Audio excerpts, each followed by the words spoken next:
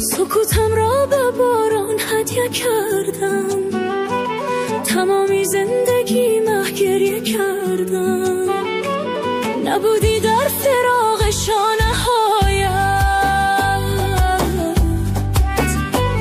به هر دیواری رسیدم تکیه کردم، رسیدم تا ته این بیقراری، شکستم در هجوم نامداری.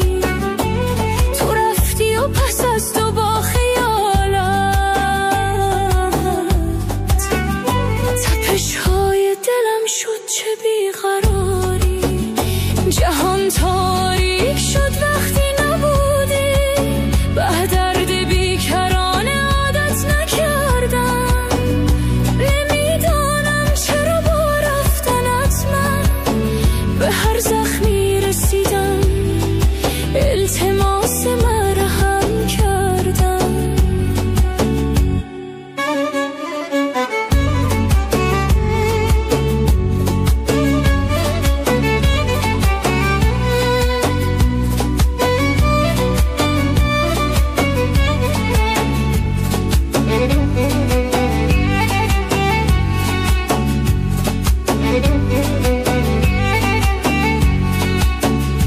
شبم بی خواب و رویایم شکستم، تو را در بین اشک‌ها گشتم.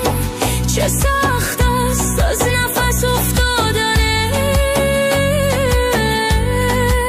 عشق، من از چشمان خویشم هم گذشتم.